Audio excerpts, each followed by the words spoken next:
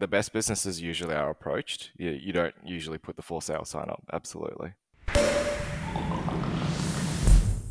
So most of the investment banks will have the relationships with the sort of your ASX 200 or the CEOs and chairmen will return their calls. So try and find the founder. So I think if you're at the smaller end of town, if you just go direct to the CEO of the business or their chair.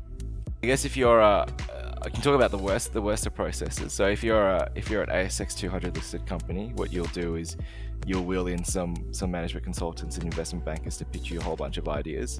And if you can't think of your own logical partners to acquire in your space, then you'll do that, and then you'll probably end up buying a pretty trash company. But what really that first phase is with that anyone goes through is the target identification phase. So thinking about, and there's two components about it, like what is out there that's exciting and that can really build on your business, but also having an inwards look in your business and understanding like these are the things I do really well, these are the things I don't do really well, and going, you know what, there are other businesses that do that component quite well.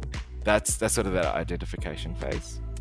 The next phase really is the courting phase and sort of trying to get an offer out. So you'll approach a target, you'll put through an offer. Usually you come in with not a lot of information about the business, so you base it off everything that you do know. So we'll give you, say, $200,000, assuming that you have 300 customers a month that purchase this widget, and they'll say get stuffed or come back with a better price, or they'll say, yeah, okay, that sounds good. And so usually that's kind of a non-binding indicative offer stage. So part of the offer making phase is obviously demonstrating that you are capable enough to purchase that business. And so you move into that due diligence phase, and that's where you're serious about buying the business. And that particular point of time, you're really making sure that everything's legitimate. Like there's no like crazy lawsuit that's sitting behind this business. All the accounts are done correctly. It's been properly audited. The customers actually like the business. They're not churning like crazy. All those little bits and pieces you really start digging into. And then once that's all hunky-dory, then there's really signing and closing, and you try to get that deal done across the line. The money gets wired to the happy seller, and then you take on ownership of that business. And then the part that everyone forgets is post-merger integration. And so this is the part where you actually own the business and you actually need to fold it into your existing business.